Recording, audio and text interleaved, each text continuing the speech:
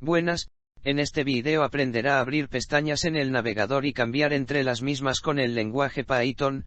Los pasos son: abrir el navegador, abrir una página, luego abrir una nueva pestaña, abrir en la misma otra página, y por último estar intercambiando de pestañas. Ahora vamos con el código.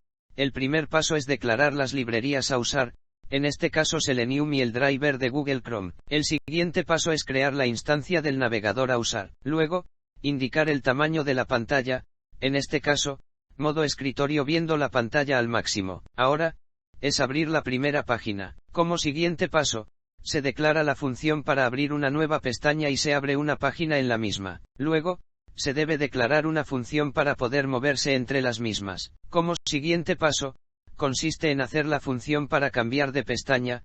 En este caso, las pestañas son almacenadas en un arreglo, donde la primer pestaña es con el índice 0, con esta línea de código, se hace el cambio a la primer página abierta. En el caso de poner 1, se posiciona en la nueva pestaña con página abierta. Una vez que se completan los pasos, se cierra el navegador con las pestañas.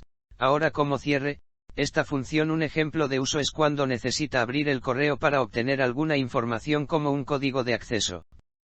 Ahora que sabe de esta función, es su turno de poner en práctica lo aprendido. Espero que le haya sido de mucha utilidad el contenido.